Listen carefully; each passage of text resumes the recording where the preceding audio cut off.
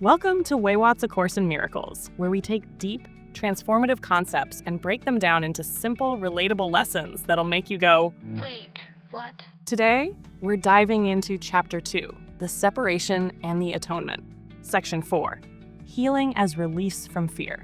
In this episode, we'll explore how fear acts like a roadblock to healing, why the mind is the operating system of our wellness, and how miracles serve as bridges to clarity and peace.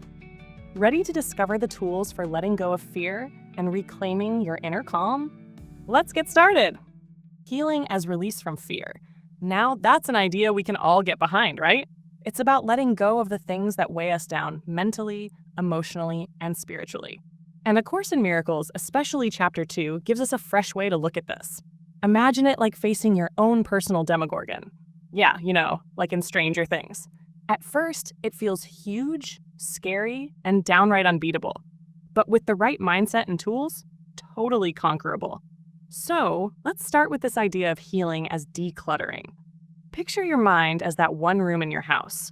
You know the one, where everything you don't want to deal with gets shoved. Old bills, mismatched socks, that random IKEA Allen wrench you swear you'll need someday. And what does all that clutter do? It creates chaos. Well, in A Course in Miracles, that chaos is fear. It's all the emotional junk we haven't sorted through, and it blocks us from the natural peace and clarity that's just waiting underneath. Think about it. Fear is like mental clutter. It's overwhelming and makes it impossible to find the things you actually need. You ever try to find your keys in a messy room? Stress city. But when you clear it out, suddenly everything feels lighter, calmer, more manageable. That's what releasing fear is all about. It's not adding something new to your life. It's clearing the way for the peace and well-being that's already there. Now let's talk miracles. Are we talking about magic wands or a snap your fingers kind of fix? Not exactly. In this context, miracles are like tools that help us shift our perception. They help us see things differently, kind of like Neo in The Matrix when he finally sees the code. It's not that the world around him changes. It's how he sees it that changes everything. Miracles are that shift in perspective. They help us clear the fear clutter and make room for the peace we're meant to experience.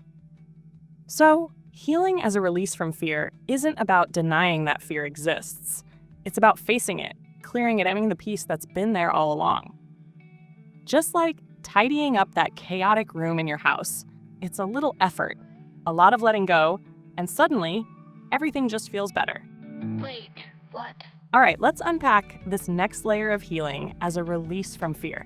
Now, if you're still with me, we just said miracles are these incredible internal shifts in perception, not some grand external event. And at the heart of those shifts, atonement. Yeah, I know it sounds kind of heavy, atonement, but stick with me because it's actually not as intense as it sounds. Here's the deal. Atonement, in the simplest terms, is all about recognizing our connection to everything and everyone. Imagine this. We're all part of one big cosmic tapestry. Every thread is interconnected, working together to create this beautiful, unified whole. And here's the kicker. It's inherently good, whole, complete. It's not about bowing to some distant deity. It's about seeing the oneness of everything, realizing that connection is where true peace lives. Honestly, it reminds me of that line from Avatar. The one about energy being borrowed and needing to give it back someday. Same vibe. Atonement is recognizing that flow, that interconnection, and it's that recognition that clears the path for healing. And here's the mind-blowing part. Healing itself isn't the miracle. Healing is the result of aligning with this principle of atonement. When you let go of fear and lean into the sense of oneness, healing just happens. It's like flipping on a light switch in a dark room. The light was always there. You just had to remove the obstacle. But here's the million-dollar question. If fear is the root of our problems, how do we even begin to tackle it? Well, according to A Course in Miracles and weiwat's explanation, fear, no matter how it shows up, is really just a misperception. It's like looking at the world through a warped, cracked lens. Everything seems scarier and more threatening than it actually is.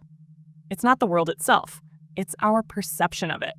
Like in horror movies, where those eerie sound effects can make even a harmless shadow seem terrifying. That's fear for you. It's your mind playing tricks. Now here's where it gets even deeper. The course introduces this idea of level confusion. Intrigued? You should be. Level confusion is basically when we try to solve problems at the wrong level. Think about it. Ever try fixing a broken computer by just cleaning the monitor? Sure, the screen looks better, but the actual issue? Still there. That's level confusion in action. It's like slapping a Band-Aid on a bullet wound. Not gonna fix the root cause. In terms of healing, level confusion happens when we only focus on the surface, fixing physical or emotional symptoms, while ignoring the deeper fear in our mind that's causing the problem in the first place. And until we address that root fear, we're just cleaning the screen while the hardware is still glitching. So the real work, it's clearing out that fear at its source and realigning with the deeper truth, that we're all connected, and that connection is where healing begins. Wait, what? All right, let's dig into this idea of the mind as the operating system of our entire being. Such a solid analogy, right? If that operating system is clogged up with fear, it's going to influence everything else, our emotions, our body, even how we interact with the world. Fear isn't just a passive player. It's like malware in the system, distorting how everything runs. This brings us to an interesting concept in A Course in Miracles, the role of the body. Now, the Course emphasizes that the body isn't the villain here. It's not the source of our problems. Instead, the body acts like a mirror. It reflects what's going on internally in the mind. If fear is clogging up the works, the body's going to reflect that somehow, whether through physical symptoms, emotional distress, or just feeling off. To make this idea clearer, the Course uses an analogy that might sound a little unexpected. The body is a calculator. Yup, a calculator. So, picture this. A calculator can only give you results based on the numbers you punch in. If you put in the wrong numbers, you're going to get a wrong answer. But is it the calculator's fault? Nope. It's just doing its job based on the input. The body works the same way. It's neutral, just a tool, reflecting the thoughts, beliefs, and fears we're feeding it. If those inputs are rooted in fear, the body will mirror that fear back to us, whether through physical ailments, stress, or emotional imbalances. It's not the body causing the problem. It's the mind driving those outcomes. So, where does that leave us when it comes to healing? If we want to heal, we need to address the root, the fearful thoughts and beliefs driving the physical or emotional symptoms we're experiencing. And that doesn't mean we should ignore things like medication or physical remedies. In fact, A Course in Miracles recognizes that material remedies can be incredibly helpful. They can alleviate suffering and provide some relief while we work on the deeper stuff. Think of it like taking a painkiller for a stress-induced headache. Sure, the painkiller can ease the headache temporarily, but it's not fixing the stress causing the headache in the first place. Material remedies act as a bridge. They help manage the symptoms while we dig deeper to address the fear at the core. It's not an either-or situation. It's about understanding the relationship between body and mind and recognizing that real healing needs to address both levels. Now here's the big question. How do we actually release fear? It feels like such a massive abstract concept, doesn't it? That's where forgiveness comes in. A Course in Miracles presents forgiveness as the ultimate tool for letting go of fear. But how does forgiveness tie into releasing fear? Let's break it down. Forgiveness isn't just about pardoning someone else for their actions. It's about shifting our perception, letting go of the judgments and grievances we're holding on to, because those are what fuel our fear. Forgiveness clears the mind, untangles that emotional clutter, and allows us to see the world with more clarity and peace. It's like updating that operating system so the malware of fear no longer has control. And from that place of forgiveness, healing becomes not just possible, but natural. Wait, what? This whole idea that so much of our fear comes from the past. Think about it. We replay old hurts, grudges, and resentments in our minds like a bad movie on repeat. And all that emotional baggage? It's like carrying around a massive suitcase full of bricks everywhere we go. It's no wonder we feel drained, weighed down, and stuck. Here's the thing about forgiveness. It's like setting that heavy suitcase down. It's not about saying, what you did to me was okay. It's about choosing to let go of the emotional grip that pain has on you. It's saying, this no longer controls me. And that's powerful. Forgiveness is less about the other person and entirely about your own liberation. It's like decluttering your emotional closet so you can finally make room for peace, love, and healing to flow in. I love the way Nelson Mandela put it. Resentment is like drinking poison and hoping it will kill your enemies. It's so true, right? When we hold on to all that negativity, it's not the other person who suffers. It's us. The beauty of forgiveness is that it breaks those chains. It's not about forgetting or condoning what happened. It's about freeing yourself from the weight of it all. When we forgive, we're not just letting go of pain. We're choosing to embrace freedom. But what about fear of the future? Those what-ifs that haunt us at night? That's where trust steps in. A Course in Miracles emphasizes the importance of trust. Trust in a power greater than ourselves, whether you call it the universe, God, source energy, or whatever resonates with you. It's about surrendering to life's flow and believing that even when things don't go according to plan, there's a bigger purpose at work. It's shifting the narrative from, what if something bad happens? To what if something amazing happens?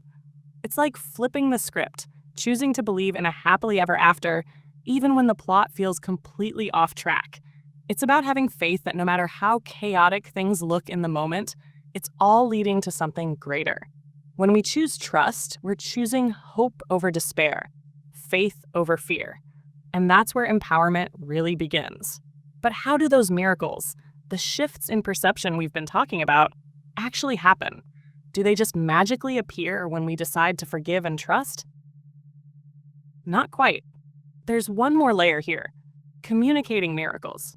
It's not just about experiencing a miraculous shift yourself. The real magic happens when you share it, when you show others through your own transformation that they too have the potential for healing and change. Think of it like this: your journey of forgiveness and trust becomes a beacon for others. It's like lighting a candle in the darkness. Your flame helps them see their own light. Miracles, in this sense, aren't meant to be hoarded. They're meant to be shared. When you communicate your miraculous experiences, you help others believe in their own capacity for healing and freedom. And that ripple effect? That's where true transformation begins. Wait, what? Exactly, it's all about paying it forward. When we experience healing, we're not meant to just hold onto it and move on. Instead, we take that experience and use it to help others find their own healing. Think of it as the ultimate ripple effect. A Course in Miracles compares this to teaching someone how to swim. You wouldn't just toss them into the deep end and say, "Good luck!" That would be terrifying, right? Instead, you guide them starting in the shallow end, building their confidence little by little and giving them the tools they need to stay afloat. Communicating miracles works the same way. We meet people where they are, with patience and compassion, offering support in ways that feel safe and accessible. Everyone's on their own unique healing journey, and we're all at different stages. So it's not about fixing anyone. It's about being a loving, supportive presence and holding space for others to awaken to their own inner capacity for healing, just as someone probably did for us. Now let's be real. This sounds lovely in theory, but we all have those moments when fear, doubt, and judgment creep back in. We're human, after all. So what happens when we stumble? The Course reminds us that healing isn't a one-and-done situation. It's a journey, not a destination. There are going to be setbacks, moments when we feel like we're back at square one. And that's okay. The key is to approach ourselves with gentleness and not get discouraged. It's like learning to ride a bike. You're going to fall a few times. But what matters is that you get back up, dust yourself off, and keep practicing until you find your balance. A Course in Miracles emphasizes that the only real mistake is giving up. As long as we're committed to releasing fear and choosing love, we're on the right path. It's messy, imperfect, and sometimes frustrating, but that's all part of the process. So, how do we cultivate forgiveness, trust, and compassion on this journey? Is it just about shifting our mindset, or are there specific tools we can use? The Course does offer some practical guidance, and one of the most powerful tools is mindfulness. It's about becoming more aware of our thoughts, almost like being a thought detective. We need to pay attention to the stories we're telling ourselves. When fear starts creeping in, we don't just let it take over. Instead, we recognize it for what it is, a distortion, and consciously choose a more loving, empowering thought. It's a practice, and like any practice, it gets easier over time. Think of it as building a mental muscle. The more you train yourself to notice and shift those fear-based thoughts, the stronger and more natural that ability becomes. Ultimately, it's not about being perfect. It's about showing up for ourselves, staying committed to the process, and trusting that with each step, we're moving closer to a life filled with love, peace, and connection. And isn't that worth the effort? Wait, what? All right, let's bring all of this into focus with some practical, real-life examples, because I know sometimes all these concepts can feel a bit abstract. Let's say you're feeling anxious about an upcoming presentation at work. Oh yeah, we've all been there. The sweaty palms, the racing heart, the mental spiral of doom. Instead of getting lost in that fear spiral, take a moment, pause, breathe deeply, then ask yourself, what's the thought creating this anxiety? It's often something like, what if I totally mess up? Or what if people judge me, right? Those what ifs are the culprits driving the fear. Once you identify those thoughts, you can replace them with something empowering. Try, I've prepared well for this, and I know I'm capable of delivering a great presentation. Or even, I'm excited to share my knowledge and connect with the audience. By consciously choosing thoughts rooted in confidence and clarity, you're not just calming your nerves, you're literally shifting your energy and paving the way for a more positive outcome. It's like reprogramming your internal operating system. How cool is that? And here's the best part. You don't have to do it alone. The Course reminds us that we can always call on a higher power, whether that's the universe, source, God, or whatever resonates with you. Think of it as having a cosmic cheerleader in your corner, rooting for you, reminding you of your strength and your potential. The more you connect with that source of love and support, the easier it becomes to release fear and embrace healing. Now remember, this is a journey. It's not about achieving instant perfection. It's about showing up every day, doing the work, and celebrating the little victories, because they add up. Healing is not a race, but a gradual process of uncovering the peace and clarity that's already within you. So to wrap up, here's a question for you to think about. If fear is the fog that obscures your true nature, what's one small step you can take today to start clearing it in your own life? Maybe it's replacing a single fearful thought with a loving one. Maybe it's forgiving someone, or even yourself, for something that's been weighing on you. Or maybe it's just choosing to trust that, no matter what's happening, things will work out for the best. And remember, even the smallest acts of forgiveness, trust, or self-compassion can spark a ripple effect that leads to profound transformation. Thank you for tuning in to weiwat's A Course in Miracles, as we delved into healing as release from fear. If today's conversation sparked new insights or left you feeling inspired, don't forget to like, subscribe, and share your thoughts in the comments below. We'd love to hear how these ideas resonate with you. And for those ready to explore even further, check out our blog and podcast for more transformative deep dives into A Course in Miracles and beyond. Stay curious, stay open, and keep asking yourself, wait, what? See you next time.